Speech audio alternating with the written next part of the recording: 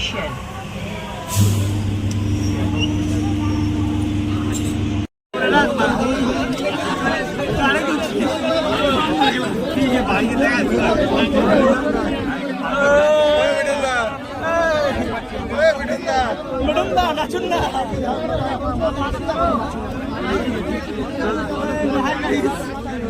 Goodbye, Tata.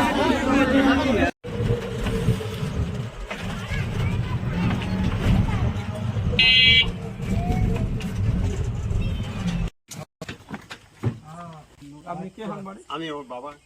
আচ্ছা, আমাদের জন্য ছেলের বাবা এখানে ওয়েট করছে রাস্তায়, আমরা অত দূর থেকে এসেছি বলে। হ্যাঁ হ্যাঁ, তাই তো? আপনারা আমাদের জন্য এসেছেন, আপনাদের কত টাকা আপ্যায়ন আমরা করতে পারি, না না কিভাবে না না, কি করতে ঠিক পারি আছে, সেটা- চলুন আমাদের আবার আসুন আসুন বাবা। মানিক একটা কোথায় রাখলাম, কথা বলবেন একটু? হ্যাঁ, এদিকে। তো আমি ছেলের বাবা, হ্যাঁ লাইট বন্ধ করুন। হ্যাঁ, হুম। আপনি ছেলের বাবা আর এই ছোট বউ আই ছেলের মা। তো বাবা আমরা খুব গরিব অসহায় মানুষ, বুঝতে পেরেছি। আমাদের কাছে খুব গরিব অসহায় মানুষ। আমার ছেলে এই প্রতিবন্ধী হয়ে গেছে। কাঁদবেন না, কাঁদবেন না। তো আমাদের সাংসারিক অবস্থা খুবই অবস্থা খারাপ। তো আমরা দিনন্দে প্রায় অনাহারে কেটে যাওয়ার মতন অবস্থা হয়ে যায়। আমার এই দুটো বাচ্চা, যমজ বাচ্চা, আমার এই বৌমা, আমার এই বয়স হয়ে গেছে, আমার উপরে পড়ে যায় সংসারটা। কিন্তু আমি তো চালাতে পারি না। আর আমার ওই ছেলেটা ইনকাম করতো, ও তো বসতে হয়ে গেছে, আমাদের ওপর নির্ভর করেছিলাম ওর উপরে, কিন্তু সে আমাদের মুখে দিতে পারে না না। না না, ঠিক আছে, ঠিক আছে। এখন যাতে আমাদের চলে, আপনারা আমাদের পাশে থাকুন, আমাদেরকে একটু সুসার করুন, আমাদের সহযোগিতা করুন একটু। নাহলে আমরা খুব গরিব মানুষ, খুব বিপদে পড়ে গেছি। আর ওই ছেলে খুব মারাত্মক অবস্থা, যাতে আমার বাচ্চাটা সুস্থ হয়, বাঁচতে পারে, সেইটুকু আপনারা সহযোগিতা করুন, আমাদের পাশে থাকুন। আচ্ছা, ছেলে আপনার ছেলের কাছে নিয়েছিল না? আমার ছেলের কাছে নিয়ে যাবো। না, ঠিক আছে দাদা, কানবেন না, দাদা কানবেন না। ঠিক আছে, আমরা এসছি, আপনি জানিয়েছিলেন আমাদেরকে, আমরা এসছি আপনার জন্য এসছি, চিন্তার কোনো কারণ নেই। আমরা খুশিতে কান্না পাচ্ছে। না না না না দাদা, আমাদের কাজ এরকমই, মানে আমরা সমস্ত অসহায় মানুষের পাশে থাকার জন্য আছি। না না, ঠিক আছে দাদা, এরকম কোনো ব্যাপার নেই। আপনার ছোট ছোট দুটো বাচ্চা আছে।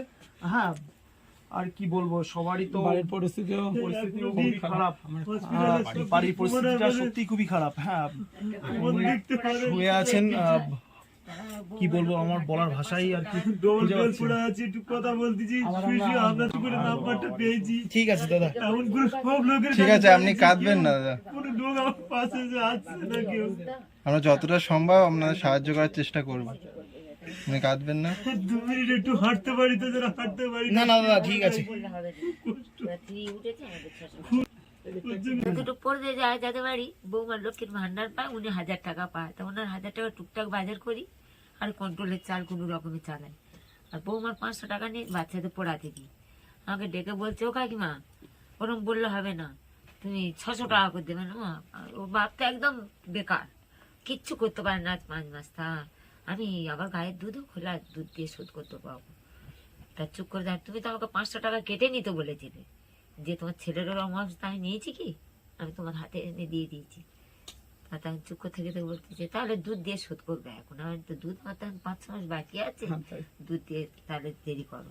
তা চুপ করে আছে, ও কাঁদতেছে, বলতেছে মা আমাদের নেই বলে ওই জন্য ওরা চেপে ধরতেছে। তো আজকের এত অসুস্থতার মানে বাড়িতে বিপদ থাকা সত্ত্বেও মানে পাশাপাশি লোক যারা আছে তারা সেইভাবে বাচ্চার ব্যাপারে আমরা ভাববো এখান থেকে যাওয়ার পরে। আবার আমাদের টিম আসবে, আচ্ছা, আমরা ভাববো দিদি ভাই, আমরা ভাববো। অবশ্যই অবশ্যই, আমরা এই একবার খবর পেয়েছি যখন অবশ্যই আসবো। 3টে ভাই এসছি অনেকটা জার্নি করে আপনাদের এখানে, তো আমরা বাচ্চার কথা অবশ্যই ভাববো। এবার আমাদের পুরো টিম আসবে এখানে, যতটা হেল্প করার আর আপনাদের বাচ্চার যতটা দেখার ওটা পাবেন আপনারা। আমাদের তরফ থেকে যতটা হেল্প পারি আমরা করব, ধন্যবাদ, কোনো চিন্তা নেই। আর ঠিক আছে, আরো আমাদের পুরো গ্রুপটা আসবে, অনেকটা সময় ম্যানেজ করে এই পুরো 3-4টে আমাদের স্টাফ এসছে এখানে আপনাদের এখানে। আমরা আসতে পেরে খুবই ধন্যবাদ, গর্বিত আপনাদের এখানে। আমরা আপনাদের কি বলে জানাবো, কিছু কিছু করবো। আপনাদের অশেষ ধন্যবাদ যে গরিব মানুষের পাশে আপনারা এসেছেন, কাটা পড়েছে 3-4টে, ধন্যবাদ। করে ওই কোনো রকম এই চোখটা দেখতে পায় না, ওই ডান আমার চোখটা। হাড়িস আছে ওনার রক্ত আমার শরীর খুব খারাপ। কলকাতা মেডিকেল থেকে চোখ অপারেশন হয়েছে, এক চোখ ভুল করে ফেলে, চলো 2বার 3বার অপারেশন হয়ে গেছে, এক চোখ হয়ে ওই গেছে। জন্য এই ডান চোখটা খুব একটা দেখতে দেখা যায় না, চোখের মধ্যে সেলাই পড়ে গেছে। হ্যাঁ, ঠিক অপারেশন করতে পারেনি বলে বিনা পয়সা হতে গেছি, কি করবো গরিব মানুষ। এই সাইডটা এখন খুব যন্ত্রণা হচ্ছে। আর এই সাইডটা, এই হাতটা আমি আর এখন উঁচু করতে পারিনি, এইখানটা লাগছে খুব। ওই ছেলে বলছে হসপিটালে গিয়ে ওরা ট্যাবলেট দিয়েছে, দিয়ে আর ভালো ওষুধ লিখে দিয়েছে, আমি কিনতে পারিনি, ও অসুবিধা পড়ে গেছে। যে দেবে সে যদি পড়ে যায় তা আমরা কার কাছে চাইবো? আর আমাদের চাওয়ার মতো কোনো রাস্তা আর ওর নেই। কাছে আমরা কোনো কিছু বলিনি, আমরা যা করি বারাইপুর জোড়া মন্দির আছে, আমার মাইমা মারা গেছে, এবারে খবর দিয়েছে, দিদির বাড়ির দুর্গা ঠাকুরে দেখতে গেছিলাম, এবার মাসির ছেলে খবর দিয়েছে, প্রথম আমার ছেলেরা মাসির ছেলেকে বলেছে, মাসির ছেলেরা আমাদের খবর দিয়েছে যে এরকম মাইমা মারা গেছে, তোরা যদি দেখতে যাস আয়, আর না আসতে পারি না আয়। এবার একটা মরণ খবর পেয়েছি, আমরা যাবো না, নিজের মামি। তা বারাইপুরে আমরা গেছি, হেঁটে হেঁটে গেছি, মানে নৈন্টির সময় তো, মানে এমন পজিশনে গেছি কোনো গাড়ি পাইনি। তো জোড়া মন্দিরের কাছে হেঁটে গেছি, হেঁটে গিয়ে শ্মশানে মানে মোড়া আসে না বলে, আর দুই ভাই বোনে জোড়া মন্দির একটু ওপারে গিয়ে মানে যাচ্ছি, হেঁটে হেঁটে যাচ্ছি, আর দুটো বাইক এত গতির বিকতে আসতে যে মানে ওভারটেক করার জন্য এরকম পরস্পর আসতে যে, এবারে আমার ফোন করতে করতে হঠাৎ ফোন এসে ফোন করছিলাম, আর দিদি সামনে যাচ্ছে, দিদিরও লেগেছে, দিদি ছিটকে পড়েছে, আর বাইকটা এত জোর লেগেছে, একটা বাইকে গিয়ে আরেকটা বাইক ধাক্কা খেয়েছে তো ফুল রানিংয়ে। আমার একদম কি বলবো, আমার এই সাইডে লাগার সাথে সাথে আমি দাম করে পড়ে গেছি, পড়ে যাওয়ার সাথে সাথে মানে এরকম পাশ ফিরে গেছি, চাকাটা খপ করে উঠে গেছে এখানে। উঠে যেতে 1 ঘন্টার মতন চিল্লিছি, বাবা গো মা গো করে 1 ঘন্টা পাকা চিল্লিছি, চিল্লাতে কেউ আসেনি, পড়েছিলাম। পড়ে থাকতে তারপর কয়েকজন অটোওয়ালারা এলো, কোনো রকমের তুলে আমাদের বারাইপুর হসপিটালে দিয়েছিল, পুলিশ ধরেছিল। আমার তখন মানে কি বলবো, শুধু মানে কথা বলতে পারছি না, শুধু শুনতে একটু কানে একটু আওয়াজটা যাচ্ছে যে এই পজিশনে হয়ে আছে। পুলিশ ধরেছে, ধরে জিজ্ঞেস করেছে যে পেশেন্ট কোথায় নিয়ে যাচ্ছে, বলে এমনি পেশেন্ট আছে আর্জেন্ট, নিয়ে যাচ্ছি বলে ছেড়ে দিয়েছে। বারাইপুরে প্রায় ওরকম 1-1.5 ঘন্টার মতন হসপিটালে ফেলে রেখে দিয়েছিল, ওরাও কোনো কিছু দেখেনি।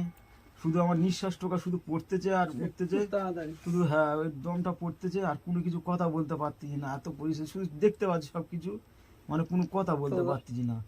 ওরা বারাইপুর থেকে ওরা বললো যে এই পেশেন্টকে রাখা যাবে না, এই পেশেন্টকে চিত্তরঞ্জন মেডিকেল ক্যালকাটা নিয়ে চলে যা। তা ওইখানে নিয়ে গেছিল, নিয়ে যাতে ওখানে ওরকম ওরা রক্ত, সেলাইন, জল, আমি জিজ্ঞেস করেছিলাম, ওরা একটু হুঁশ আসতে বলছে, স্যার এত রক্ত নিচ্ছেন, বলে আপনার ব্লাড দিতে হবে, না দিলে আমরা বাঁচানো যাবে না। তা কি বলবো, ডাক্তার 12 দিনের মতন খেতে দেয়নি, শুধু রক্ত আর সেলাইনের জল দিয়ে রেখেছিল। তারপর ডাক্তারবাবুকে খুব রিকোয়েস্ট করেছি, স্যার আমি মারা যাবো, আমাকে বাঁচান আপনারা। তা ওরা অপারেশন করেনি, স্বাস্থ্যসাথী কার্ড যদি বলে থাকে জমা দাও, 65,000 টাকা কেটেছে, আর শুধু ইঞ্জেকশন আর রক্ত আর সেলাইনের জল। আর যেখানে আর আপনি দিনের বেলায় হাঁটেন কিভাবে? এই যে ওই লাঠি ধরে একটুখানি ওই এদিকে 2 মিনিট এদিকে দেখাও দেখি, পায়খানা করার যে পাত্রটা আছে, বাবু দেখি সাইডে যান।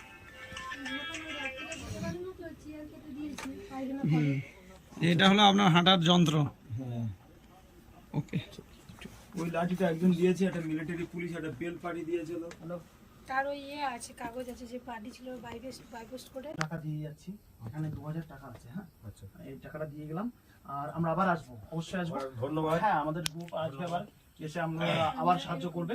আর দাদার কাছে একটু নিয়ে আসো। দাদা তুমি চিন্তা করো না, হ্যাঁ কোনো টেনশন করো না, অবশ্যই অবশ্যই আমরা আমরা আমরা তোমার হাত জোর করতে হবে না, আমরা তোমরা বলেছো বলেই আমরা এসছি, এবং আবার আসবো আমরা 100%। না না, অবশ্যই অবশ্যই তুমি ভালো হয়ে যাবে, তুমি ভালো হয়ে যাবে। হ্যাঁ, তোমার চিন্তার কোনো কারণ নেই, ভালো হয়ে যাবে, চিন্তা করতে হবে না, আমরা আবার আসবো, খুব তাড়াতাড়ি আবার আসবো, ঠিক আছে? এখন কষ্ট হয়, রাত্রে যন্ত্রণা হয় তো সহ্য করতে পারি না। এটা তো পড়ে গেছে, তারও মাথা ব্রেনও খুব আঘাত হয়েছে। এখানে এসেছিল অনেকক্ষণ, অনেক কাটা ছিল, বলো বাড়ি চলে যাই, হাতের উপরে ভেঙে গেছে, চোট হয়ে গেছে। দুই ভাই বোনে একসাথে। ঠিক আছে, তাহলে আমরা আসছি, আমরা আবার আসবো, আমরা আবার আসবো। হ্যাঁ, 1 সপ্তাহের মধ্যে। আচ্ছা, নমস্কার, ভালো থাকবেন আপনারা, আর আমাদের সাথে কন্ট্যাক্টে রাখবেন, অসুবিধা হলে ফোন করবেন, ঠিক আছে? আসি, ঠিক আছে, ভালো থাকবেন।